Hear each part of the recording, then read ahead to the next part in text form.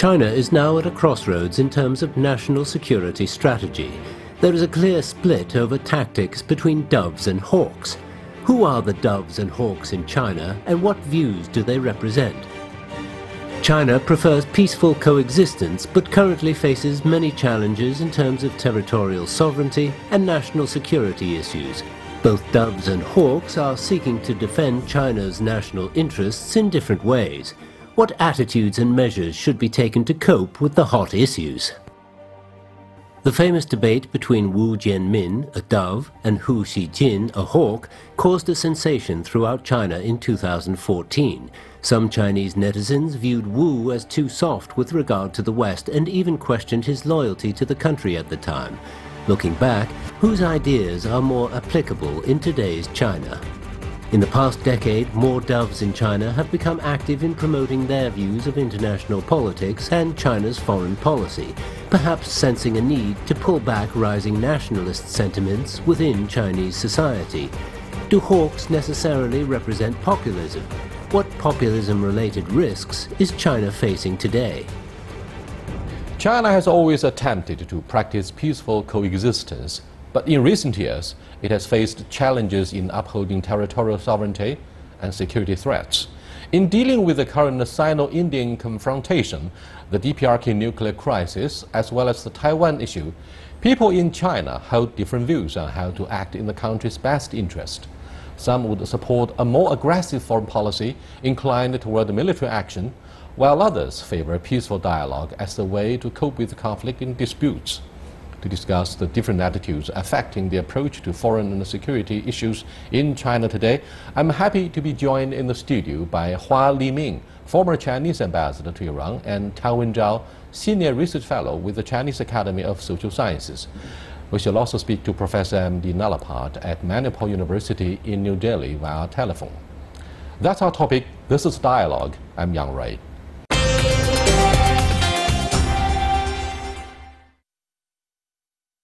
Thank you for being with us for a very meaningful dialogue at the crossroad, a defining moment when China should ask itself over and over what should be done in the best interest of the country. For example, senior security advisors from both countries, India and China, are converging in Beijing to discuss whether they would find a peaceful solution or something else might be done to avert the current crisis and border disputes between the two countries in Tibet, in the Dogland. Now, many in China, we are all aware that the broad spectrum of public opinions is divided here in China, with the majority, however, supporting a pretty tough position on the Indian troops who allegedly invade and occupy the territory of China. While there are some dovish voices who call for peaceful dialogue, I'd like to have your thoughts about whether we're going to find a peaceful solution or the other way around. When a country is rising, I think naturally it will have some nationalism in the society. And I think when Chinese territory is occupied by the Indian troops, naturally it will inflame the sentiments of nationalism. So I personally can completely understand the sentiments of nationalism inside Chinese society, as well as nationalism in Indian society too. Now, I think this is a big test for the politicians of two countries, the leaders of two countries, for them to settle the problem without fighting, without a war. But very quickly, Ambassador Hua, what's your position basically on the solution? Do you stand for a tough response or spend more time trying to figure out whether we can peacefully address the issue? Very quickly. I will try my best to exhaust all means of peaceful negotiations. And your take? I agree with Ambassador Hua. Yeah, military solution, of course, will be there. And the military solution is important. But this is the last resort. Only we exhaust all other means, then we can go to the military solution. You mean all options are on the table, yes, including the use of force, but the use of force, the military action, would be the last resort? By the backup of a military force. Well, talk of juxtaposition of doves and hawks originated in the US, Professor Tao Wenzhao, during the Cuban Missile Crisis in 1962. It happened to be the same year when the border crisis between India and China took place at the height of the Cold War. That's an event that in many ways symbolizes the Cold War. However, if we look at the US approach to the DPRK today, for instance, the dovish approach seems to have failed, and yet the hawkish approach is somehow still a step too far. Now, the DPRK, which is on the doorstep of China, which is likely to cause a nuclear proliferation as well as nuclear fallout, to seriously undermine the natural environment of the three northernmost provinces in Heilongjiang, Liaoning, and Jilin. So, what do you think of the response from the Pentagon, from the State Department, and from China? Whether we also have this division in public opinions, dovish and hawkish, Ambassador Huang? The issue of the DPRK is quite different from the Cuba crisis in 1960s, because DPRK issue is the product or outcome of Cold War, and North Korea is the only product that under the Cold War has been threatened. So I think the debate inside the American society is that to use sanctions or to use military forces. I think neither of the means are incorrect, because this is the pattern that the U.S. North Korea should settle their problems. And first of all, the U.S. with the military presence in South Korea, with the frequent military exercise in South Korea, I think the DPRK issue can never be settled. I'm afraid the other issue which has triggered this discussion is actually what happened in 1962, the Cuban Missile Crisis. I'm afraid JFK, the American president, must be facing very tough position of the Pentagon, with some generals calling for preemptive strikes against the Soviet Union. And that horrified the First Lady, Catherine. The First Lady was seeking shelter in a bunker to avoid being killed in an airstrike or what could be a Third World War, nuclear disaster. Now, what do you think of the adversity of that circumstances, and whether we can draw a parallel comparison? Well, first of all, I would like to remind you the war between big countries is different from the war between big and small countries. India is not small in size. No. It is the most populous democracy. For the U.S. policymakers, U.S. policymakers, they are quite easily make decisions towards the small countries like Grenada, the invasion like of Grenada, Afghanistan, Panama, Iraq, etc. But Afghanistan. if the war between the United States and the Soviet Union broke out, that would be the Third World War. And that would be the end of the world. Yes, probably. And that would be a very serious catastrophe, even more than the World War II, of course. And probably that will be the only nuclear war. However, we would never ever underestimate the hawkish voice of the military. Of course. Generals, their job, their sole purpose of the job is to defeat the enemy, whatever the Exactly. And you remind me of Admiral Harris, the commander-in-chief of the Pacific Command, his remarks once at the Beijing University a few years ago. He said to the university students, as a military person, I'm inclined to look at the bottle through the empty half. But I encourage you to look at the bottle through the half full. As a military people, they always think about the worst case of a scenario. They always have to be prepared for the worst case of a scenario. So they often to be the hawkish. But that does not mean that all people from the military are hawkish. Some people from the military are very reasonable, are really modest. In fact, people, be they military guys or diplomats, are both held hostage by the discourse of a self-fulfilling prophecy. If you take China as the enemy, China is likely to be your enemy. If you take China as your friend, China, in most likelihood, would become your friend by the end of the day. Let me cross over to India to have an Indian voice on the phone, Professor M.D. Nalapad. Hi, Professor Nalapad. Here is the ongoing meeting between senior national security advisors from both sides, China and India. Everybody is clearly aware the issue is border tensions. Now, we are discussing how to look at public opinions here in China and perhaps in India, where the media is known for being nationalistic, for arousing public attention in a very hostile way to antagonize the other side across the border. I'd like to have your thoughts about how to look at the two entirely different approaches.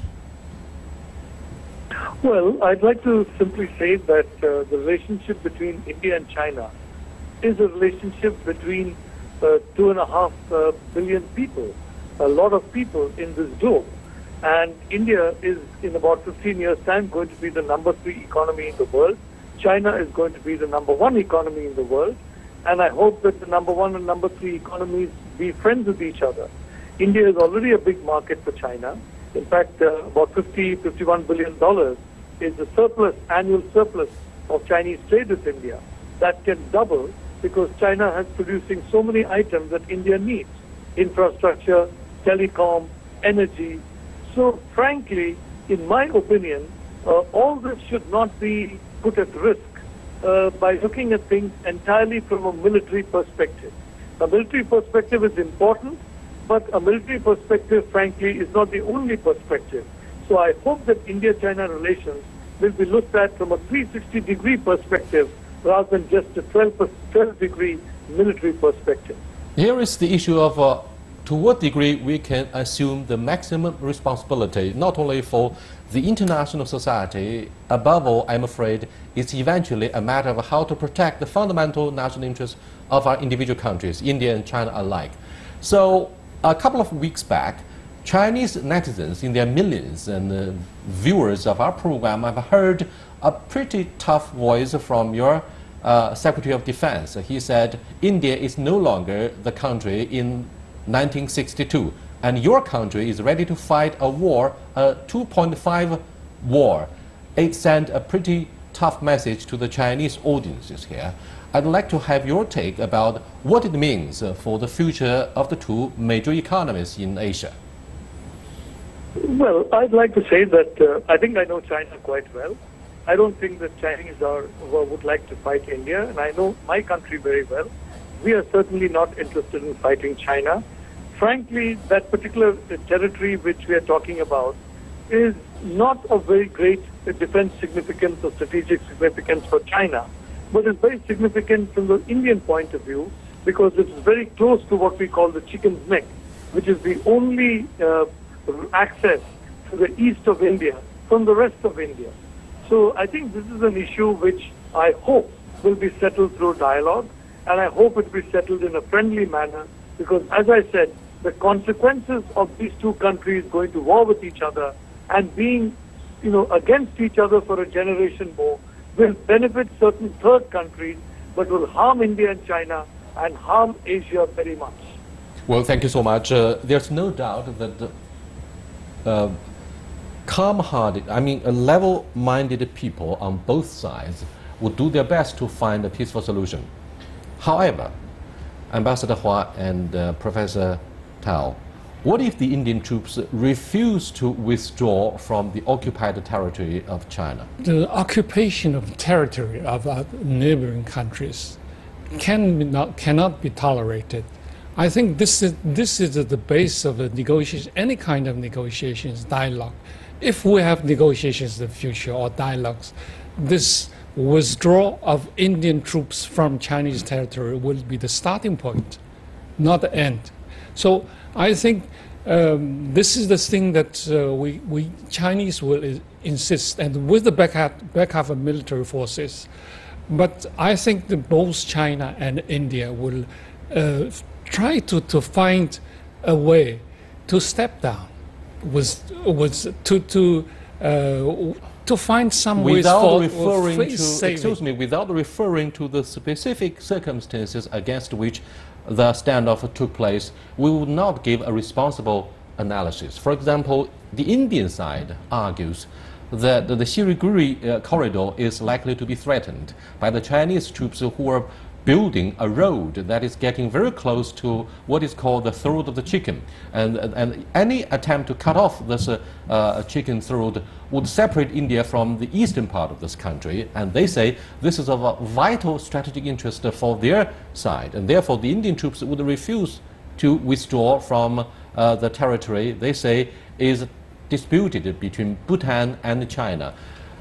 Professor Tao, under this circumstance, I think it is an extreme circumstance. It won't be easy job for Indians to say, hey, yes, we're going to peacefully withdraw without looking after the domestic public opinions. No, it's not easy. In every country, in China, in India too, there's a domestic factor. And domestic factor often exerts a high pressure on its diplomacy. And in some degree, in some cases, the diplomats have to respond to the domestic factor. Yeah. So it's not easy for India to withdraw troops from the present position. But as Ambassador Hua just suggested, this is our red line. This is our territory. So in other words, both of you could also be hawks. If the Indians refuse to withdraw troops, would you become a hawk? I wouldn't say I'm a hawk or a dove, but I would say that the diplomacy and the military just are the two tools of decision makers. They are the two sides of the same coin. Yes, same coin. Of course, as long as military is under the command of decision makers, under the control of them, if military is controlling government, then it will be very dangerous, like the Japanese government before the Second World War. Okay, thank you so much. You are watching Dialogue with Ambassador Hua Liming, Professor Tao Wen-Zhang, and Professor M.D. Nalapad. We're discussing the issue of hawks and doves during the period of transition for a developing country. India and China would be two examples to illustrate the adversity of the current circumstances along the border or line of control between the two sides in Tibet, which is a legacy of the British colonialism towards the end of the Second World War. I'll come back and examine other challenging issues. Stay with us, please.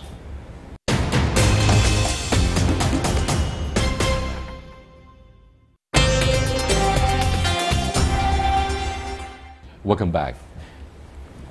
Professor Tao, you said briefly that it's a matter of domestic politics. Look, in India, it's an election year.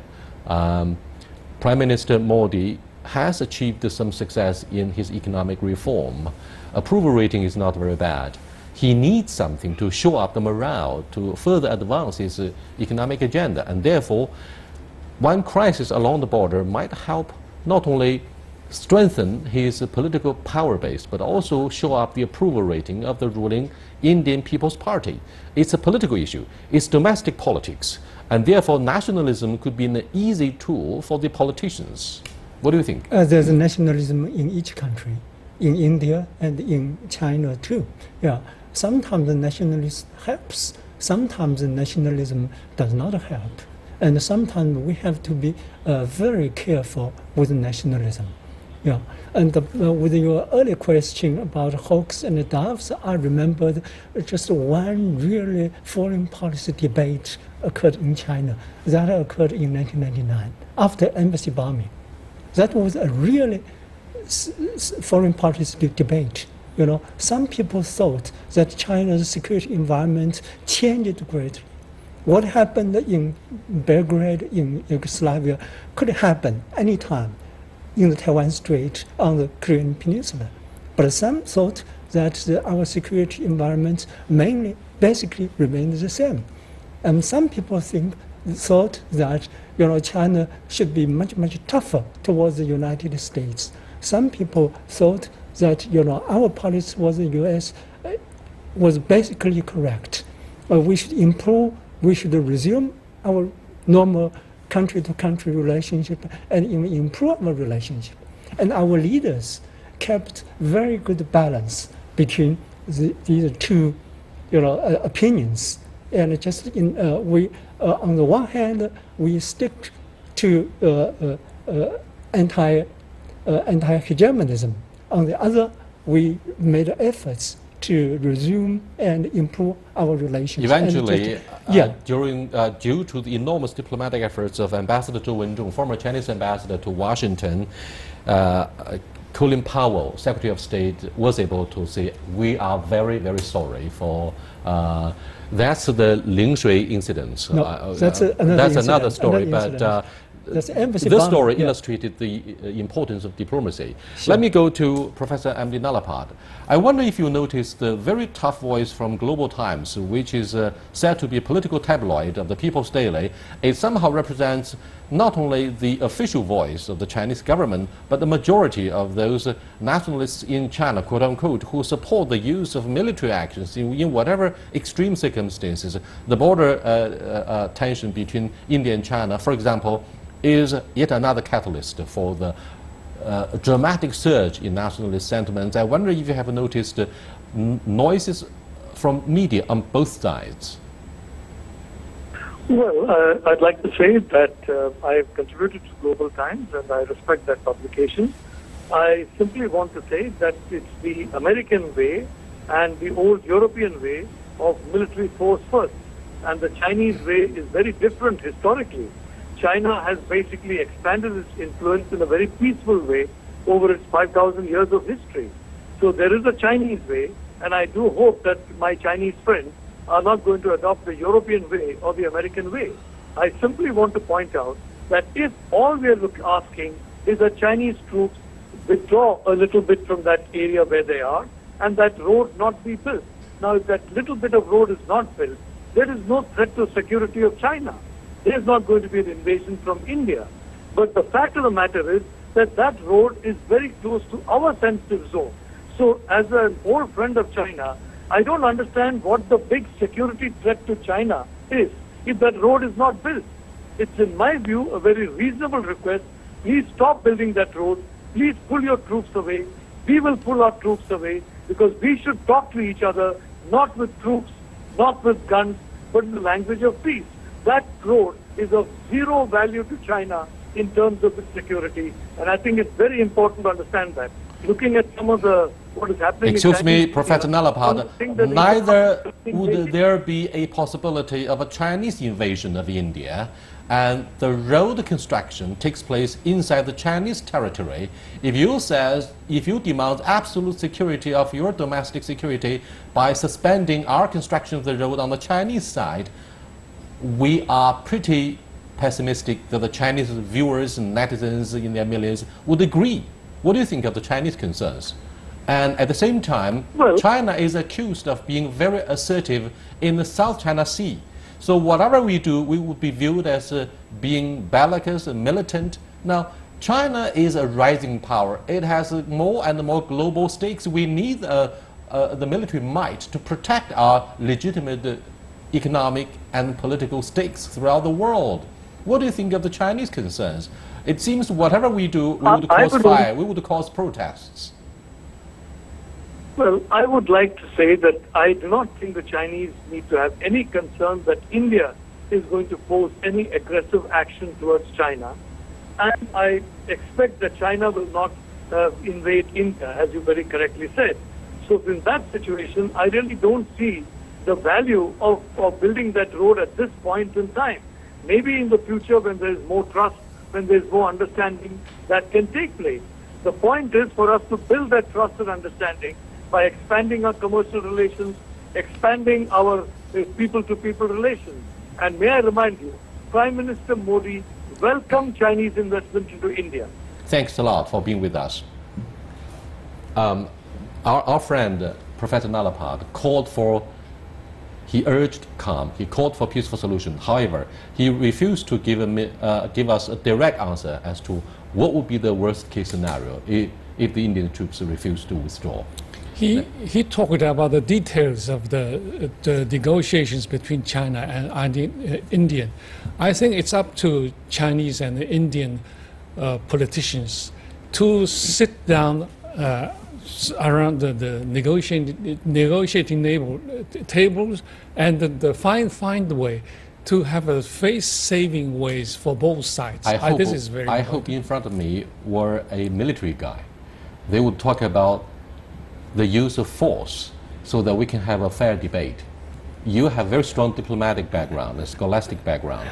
Let's look at the issue of assertiveness. China always comes under fire from the West, from other claimants in the South China Sea, for being aggressive in enlarging the islets, the reefs, and so on and so forth, in the so-called disputed waters. Now, why this word assertiveness appears on the public radar?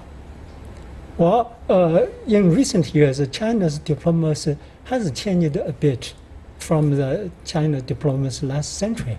You know, when Deng Xiaoping called for take low profile towards international issues, etc. Yeah, China's national strength expanded, of course, and China's obligation, China's responsibility to the world affairs, to the international issues also increased. And China provides public goods to the international society.